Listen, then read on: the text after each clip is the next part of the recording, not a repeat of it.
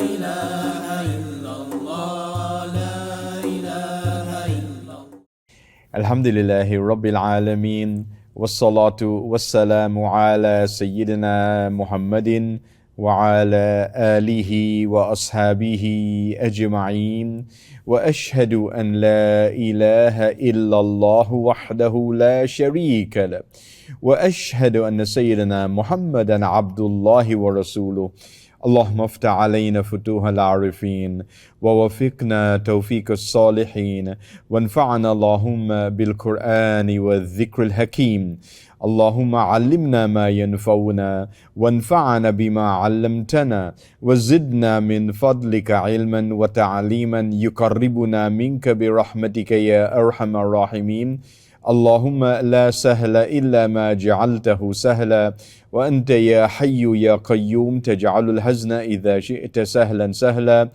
اللهم أعذنا من شرور أنفسنا ومن سيئات أعمالنا وأصلح لنا شأننا كله. لا إله إلا أنت نستغفرك ونتوب إليك.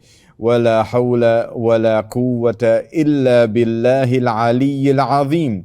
وصلى الله تعالى على سيدنا محمد وعلى آله وأصحابه أجمعين. آمين آمين. أما بعد. My dear respected brothers and sisters, I greet you all with the greetings of Islam. Assalamu alaikum wa rahmatullahi ta'ala wa barakatuhu. May the peace and blessings of God Almighty be with each and every one of you. And welcome to our continuing series of lectures. The theme is Home for the Holidays. And today I want to share with you some reflections on Christmas, the truth about Christmas, an Islamic perspective on Christmas, that you would know the truth about Christmas, its origins, the significance of the various symbols that are associated with Christmas, and so that we would have an Islamic response to this, know what we should do to follow the Quranic principle. I share with you today a beautiful ayah from the Quran about this matter. Chapter 3, verse 6 to 4, Surah Ali Imran. In our previous lectures, we talked much about different verses in this same surah, Surah Ali Imran, chapter 3 of the Quran, as it relates to the family and the story of Sayyidina Isa alayhi salam and his mother, Sayyidah Maryam alayhi salam, and their noble family, Ali Imran, the family of Imran, Imran being the name of the father of Sayyidah Maryam. And his family was elevated by Allah subhanahu wa ta'ala, their spiritual maqam in the dunya and in the akhirah. And this surah, the third chapter of the Quran, is named after this family, the family of Imran, Sayyidina Imran, the father of Sayyidah Maryam.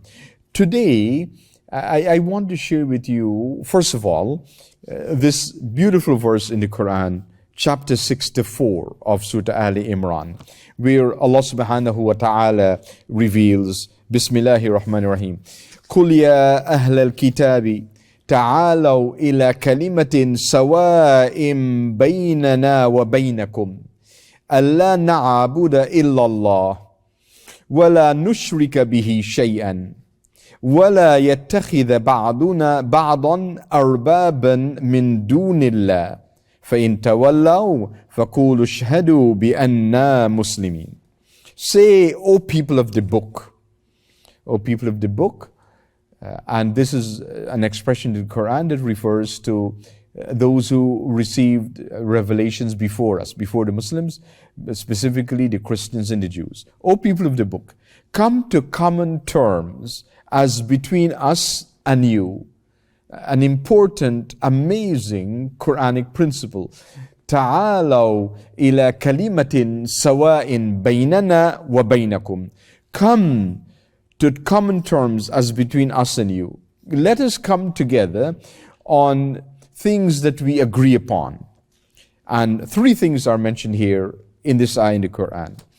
That we worship none but Allah, the most important principle. that we worship none but Allah. Allah na'buda illallah. So, ibadah, worship, it's only for Allah subhanahu wa ta'ala. Al-ubudiyya al-mutlaqa lillahi ta'ala. For Allah subhanahu wa ta'ala only. Nothing, no one else can be worshipped. Only Allah subhanahu wa ta'ala. This amazing, important principle that we worship none but Allah subhanahu wa ta'ala. Secondly, that we associate no partners with Him. That we associate no partners with Him. That we do not pollute this worship of one Allah, one God, Allah subhanahu wa ta'ala, by associating partners with Him. That's another important principle that we should be mindful of. Thirdly, so the second principle, after Allah subhanahu wa ta'ala says, Allah na'buda illallah wa la nushrika bihi shay'an. And then thirdly, وَلَا يَتَّخِذَ بَعْضُنَا بَعْضًا أَرْبَابًا مِّن دُونِ اللَّهِ. And that we take not, we erect not or build not from among ourselves gods, lords and patrons other than Allah subhanahu wa ta'ala. Like take people as gods besides Allah subhanahu wa ta'ala. Grant them, give to them that importance, that status that does not belong to them, divine status. That we do not do that. Three important principles that are mentioned in this ayah. And then Allah subhanahu wa ta'ala says, فَإِن تَوَلَّوْا. And if they turn back, if they turn away, قُولُوا اشْهَدُوا بِأَنَّا مُسْلِمِينَ. Say to them, bear witness that we are Muslims, bowing down to the will of Allah, surrendering and submitting to the will of Allah subhanahu wa ta'ala. This ayah establishes the important basis, foundation and principle of our relationship with Ahlul Kitab. And so I share some reflections on Christmas today, this occasion, as we continue our beautiful theme on home for the holidays. At this time of the year, holiday season and so on, what we should be mindful of. And the overwhelming majority of people in our society, here in Canada and in America, North America, are Christians, and they observe this occasion of Christmas that I want to share some reflections with you on today based on these principles I mentioned. Now, since earliest times, long before, predating Christianity, the coming of Sayyidina Isa alayhi salam, approximately 2,000 years ago. So predating that, before that, since earliest times, the inhabitants of the northern countries, the northern hemisphere, have observed that there is a period during the year when days begin to lengthen, become longer, and the cold begins to strengthen. This event is called the winter solstice. The winter solstice. And the winter solstice is that event or occasion where the Earth's poles has its maximum tilt away from the sun. It marks the onset of winter. It occurs on the 21st of December in the northern hemisphere and on the 21st of June in the southern hemisphere. So officially, here in Canada, for example, a few days ago, 21st of December, officially it was the beginning of winter. And when you look in the official calendars, day journals, and so on, you would see that December 21st, winter begins. They would have that note at the top of the page there as a reminder for you. So this now is the event of the winter solstice, the onset of winter. It says the days begin to lengthen and the cold begins to strengthen. So this December 24th is the shortest day of the year and consequently the longest night of the year. So there's a hadith of the Prophet ﷺ that he talks about the length of the day and the night, that and how it's a ghanima, it's a bounty, a gift, a blessing, a booty for us. In what way? It says the short days of the year when the winter time comes and the days are shorter, Fajr to Maghrib shorter, it's a time to fast. That's the ghanima, the gift that you are receiving from Allah subhanahu wa ta'ala that you should use. Take this as an occasion that you can fast much for Allah subhanahu wa ta'ala because the days are shorter. It's easier to do it. You get up in the morning, easy to have your suhoor before Fajr because Fajr is relatively late. And then before you know it, it's Maghrib time. Break your fast. So it's easy. A good way to gain blessings. And the long nights are a time to spend qiyam for Allah subhanahu wa ta'ala. A time to spend qiyam for Allah subhanahu wa ta'ala. Did you get that opportunity? It's easier to get up before Fajr because Fajr is late. Easier to get up, and you can engage in qiyam, in tahajjud for Allah subhanahu wa ta'ala. Now, I want to share with you, and this is based on Christian sources, by Christian authors. Some of the references I will refer to you in what I'm presenting to you today in this lecture, from one book called Mithras, the Fellow in the Cap by Esme Wynne Tyson.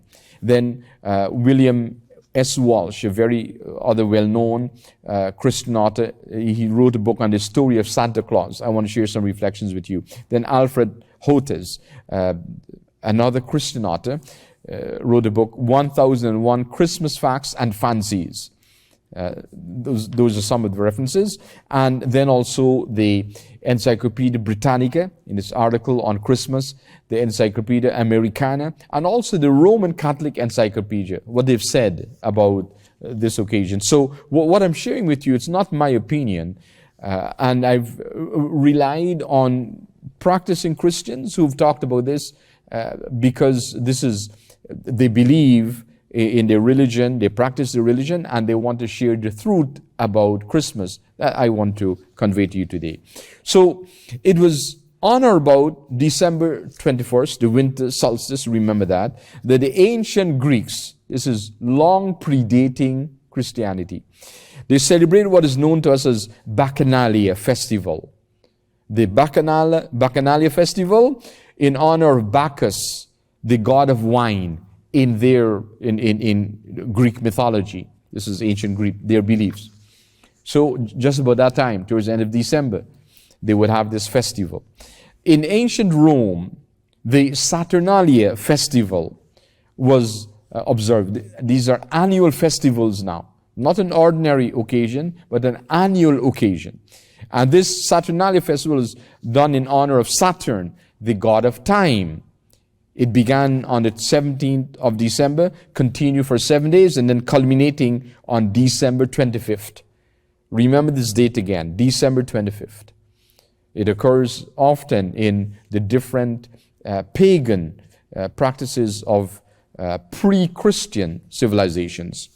Both of these festivals, the Bacchanalia and the Saturnalia festival, ended in drunkenness, obscenity, disorder, and so on. The Druids in England observed a festival as well, where they enacted strange pagan ceremonies in honor of the sun god, the god of the sun, S-U-N, sun. And they would cut the mysterious mistletoe tree, to which they gave godlike powers. They say that this mistletoe tree had godlike powers that they gave to themselves in their belief, in this way. The ancient Egyptians also, this is long before Christ, ancient Egyptians celebrated this midwinter or beginning of winter festival in honor of Horus, the son of Isis. Remember this now. I want you to understand symbols and words that people use that affect the behavior and understanding and psyche of entire generations. Isis, the son of Isis, in honor of Horus. This is thousands of years ago in pagan Egypt, who was born towards the end of December once again. The ancient Germanic tribes in Germany celebrated the pagan feasts, their pagan feasts, annual feasts, from the 12 nights, or a feast for 12 nights, starting from December 25th again. And the conflict between active forces of nature were represented as battles between the gods and giants. They believe in gods, many gods. They believe in giants. And the winter was referred to as the ice giant, cruel and unruly. Darkness and death followed him. And because this is what they would observe in society, because of the harshness of the winter. And they had not the means to protect themselves. The sun god and the south wind were symbols of light and life. And then finally, Thor, the god of the thunderstorm, riding on the winds of the air, hurled his thunderbolt at a winter castle and demolished it, signifying the end of winter. That's their belief system. In Scandinavian countries, great fires were kindled to defy the frost king, which is supposed to be cruel, this ice giant. And so the fires were lit to defy this frost king and to protect themselves. The followers of Mithras throughout the northern countries called this period Sol Invictus, representing the time of the victory of light over darkness. Mithras was not only the sun god, but the mediator between mankind and the supreme being. They believe that Mithras, the sun god, is this mediator between them and Allah subhanahu wa ta'ala, the supreme being. Just as how, and you would see these parallels in all the different pagan civilizations or people who practice paganism, worship of other than Allah subhanahu wa ta'ala. So, for example, the Quraysh in Mecca and the Arabs in the peninsula, Arabian Peninsula, they will also worship idols. And they did the same thing. They assigned divine qualities to these idols that they themselves built and gave names to. Allat wal-Uzza, wal-Manat al-Thalithat al-Ukhra, and so on.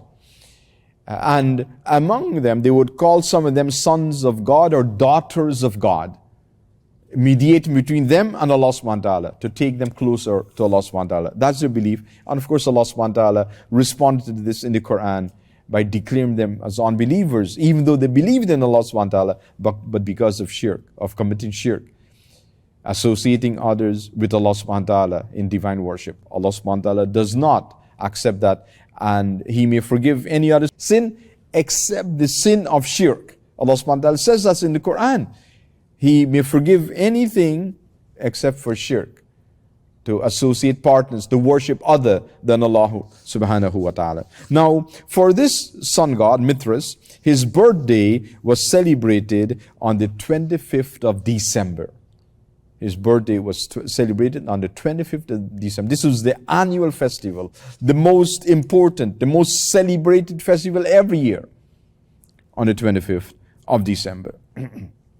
Sunday, the seventh day of the week, and 7 was their holy number. They in different civilizations before, they would assign qualities, special qualities to different numbers and significance to different numbers. And in most civilizations, they have that concept as well. So the seventh day of the week was consecrated to the sun god, and it was known as the Lord's Day. Sunday, the Lord's Day, long before the Christian era. Esme Wynne Tyson, in her book Mithras, the Fellow in the Cap, talks about this and quote these references. The roots of the Christmas observance therefore go deeply into the folklore of the early pagan traditions. What happened was that, and you would see this, the roots of it originating from European Christianity, or what is referred to as Paulian, from Paul, Paulian Christianity. And his influence on Western Christianity was much greater than even Jesus himself. The Eastern Christians in Palestine and the original places, they maintained the worship of one God, and they believed in Jesus as a prophet of God, not the Son of God. This came after, and I'm pointing out to you these same principles which people before Christianity believed in.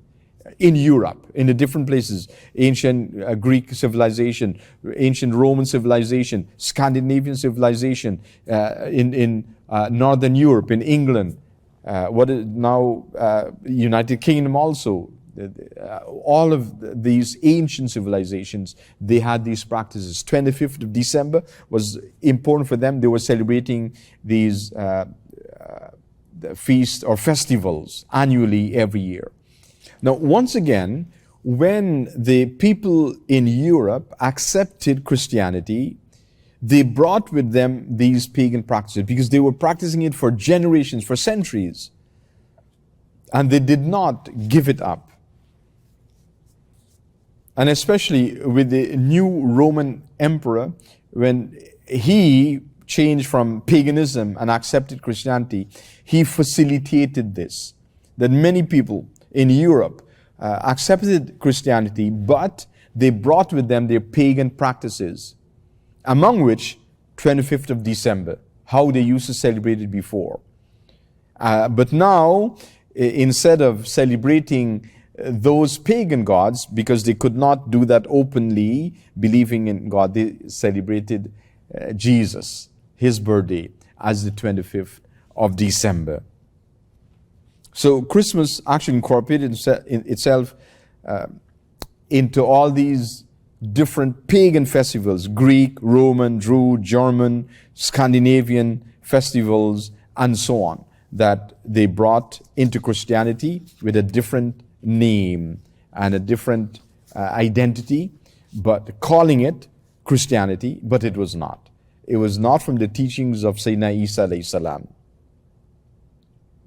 And this is what clearly the Christian authors have talked about.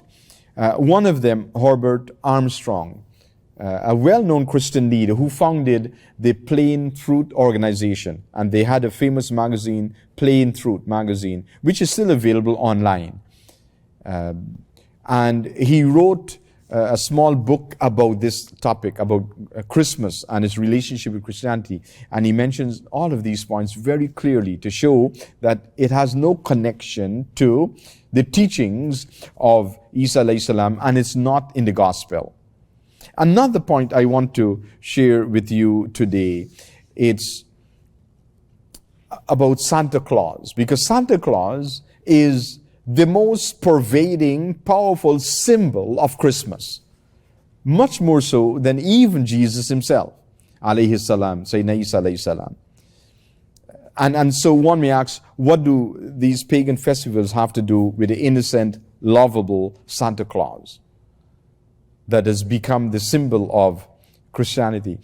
Herbert Armstrong, the founder of the Plain Truth Christian magazine, he mentions that when he was a young child growing up, on Christmas morning, his parents would tell him that, in fact, before Christmas Eve, they would put stockings up. His parents would tend to do that. And then Christmas Day morning, they would tell him that Santa Claus came down the chimney last night, and he brought these gifts for you and put it under the tree, the Christmas tree, these gifts. And his parents told him that, so he believed it. As a small young boy, a child, very impressionable, he believed his parents. And so he grew up with this belief. And he says this is typical for young children, all of them growing up in Christian homes. That this is what they're told, and this is what they grew up believing firmly in this. And it affects them in their life later on, even when they can no longer accept that belief, and they accept it's a myth, it's untrue, but it affects their lives, how they live, how they behave, how they think, and how they relate to Christmas, and how they observe Christmas. Not to honor the teachings of Sayyidina Isa alayhi salam, but really to maybe recognize and honor Santa Claus more than Sayyidina Isa alayhi salam in what they do, what they behave, how they behave, and so on. So, in another reference by William Walsh, where he talks about the story of Santa Claus, and this book is published by Gale Research, he talks about this. He says, In every one of these festivals, all these different festivals that we've referred to, the leading figure was an old man with a large white beard. In the Bacchanalia festival, the chief god was not actually the young Bacchus, the god of wine, in whose name or honor this festival started, Bacchanalia, from Bacchus. The chief god was not him, but the aged, cheering, decidedly disreputable Silenus, the name of that god. And he was the chief of the satyrs, half man, half animal figures in Greek mythology. The god of wine and drunkenness, that people celebrate him by drinking and becoming drunk. Silenus, the name of that god. So, and he was depicted as an old, cheery old man with white beard and so on. That symbol. An innocent looking symbol, but it has significance. In the Saturnalia festival, it was Saturn, a dignified and venerable old gentleman, the god of time, Saturn, that was celebrated and observed. Once again, an old gentleman, long white beard, in this way. In the Germanic feast, it was Thor, a warrior who, as we mentioned earlier, it is he who would destroy the ice giant when he would come with his powerful strength, son of one of the gods, and so on, all the things that are associated with him, Thor. He was depicted in that way. So although the main figure of the Christian festival was supposed to be Jesus, this child born to an innocent woman, Sayyidina Mary, the Virgin Mary, the pagan ways of the past were too strong in the hearts of the new Christians to be easily dismissed. Could not dismiss them. They were practicing this all along, and so they brought it with them. When they accepted Christianity, they brought those things with them. And as I mentioned, the Roman emperor facilitated this. He used to be a pagan leader, and then after he accepted Christianity, he was the most powerful person, the emperor of Rome, the most powerful civilization at that time, and so he allowed this and facilitated it, these pagan practices, to become part of Christianity. It is worthy to note the Islamic position as to the practices of new Muslims. If what they do is against Islam, they're not allowed to do it. Like if before they were non-Muslim, before they accepted Islam, they took Shahada. If they were worshipping idols and so on, they can no longer accept that or do that. Since the time of the Prophet ﷺ, this principle was established. But if what they did was neutral to Islam, Islam did not say anything specific about it, they were allowed to practice it. Like food customs, dressing customs, things they wear, clothing, different styles and so on. What would be required of them is they being modest in their dress, being fully dressed and so on, as per Quranic principles and what the Prophet ﷺ mentioned in the Hadith. So if something is mentioned specifically, we follow it. If not, other customs and practices and habits, the Muslims would continue doing that. Islam would absorb it, but not when it came to a relationship with Allah subhanahu wa ta'ala. We can only worship Allah subhanahu wa ta'ala, no shirk must be committed. So the earlier gods were now replaced by Saint Nicholas, a Christian bishop born in Turkey in the 4th century after Christ, and he became the patron saint of children throughout the Western world. Saint Nicholas. And now Saint Nicholas has become Santa Claus. That's where it comes from. And even though the image has changed, but one fact remains very clear, and that is the presence, the influence of Santa Claus in the observance of Christmas. These are some of the things I want to mention about Christmas, inshallah. And we hope Allah subhanahu wa ta'ala blesses the tawfiq that we'll continue to talk something more about this occasion of Christmas, some of the symbols. You know, for example, why does Santa Claus come down the chimney and not through the front door? the more convenient entrance. It has its pagan explanation, the symbols of what people used to do before, and so on. The Christmas tree, where it comes from, what's its origin, and so on. And it's interesting to see how these things were practiced in paganism, and people brought it into Christianity. And after so many centuries, 1,500 years and more, it still survived and has become the prevalent feature of Christmas. It's also another important aspect about the commercialization of Christmas goes back to the time of Nimrod.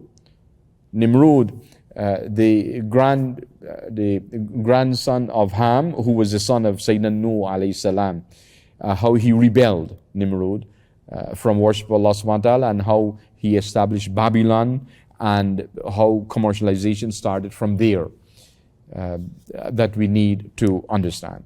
Once again, as I mentioned in the beginning, the principle, the Quranic principle, come to us, let us, meaning us and our people of the book, Ya Ahl al-Kitab, come to us in common terms, things that we believe in, that we can focus on the worship of Allah subhanahu wa ta'ala and leave off the other things that have polluted the pure worship of Allah subhanahu wa ta'ala. And then what I also want to say is that we must show respect for our Christian brothers, neighbors, co-workers, and so on.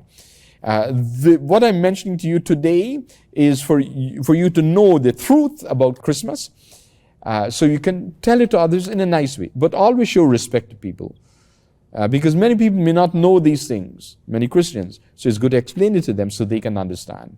And there is a better way to connect with Allah subhanahu wa ta'ala. There's a better way to honor Sayyidina Isa alayhi salam, the Prophet Jesus, than doing these pagan things that we should be mindful of. So be mindful about this. And then the other principle I want to mention to you, that being nice to someone does not mean that you have to compromise your Islam. Many Muslims fall into this mistake, that they do on Islamic things, and with the feeling that they want to be nice to others, nice to your neighbors, co-workers, and so on. Yes, you can be nice and respectful to people, but don't compromise your religion. And one of the things I want to advise you to do is now, on this occasion, start planning with your children. You sit down with them, have a meeting with them over dinner or breakfast, whatever is convenient, and plan for Eid. What can we do for Eid to make Eid the special feast of the year? Whether it's Eid al-Fitr or Eid al-Adha. It's not long from now that the Eid will come every year. Eid al-Fitr, Eid al-Adha is with us. But discuss now with them, what plans can we make for Eid to make it a special occasion? Rather than doing that now, Christmas, why don't do that for Eid? All the gifts and exchanges and vacation planning and family time together. Let Eid be that special time for us. And so fill that vacuum, spiritual vacuum, with something Islamic. And may Allah subhanahu wa ta'ala bless you. These are some reflections I want to share with you today as we continue this beautiful series, and today's lecture specifically, some reflections on Christmas. We hope Allah subhanahu wa ta'ala grant us the tawfiq to continue with this, to share some more reflections, that together we can get closer to Allah subhanahu wa ta'ala. Ameen, ameen, ameen. وصلى الله تعالى على سيدنا محمد وعلى آله وصحبه أجمعين وآخر دعوانا الحمد لله رب العالمين.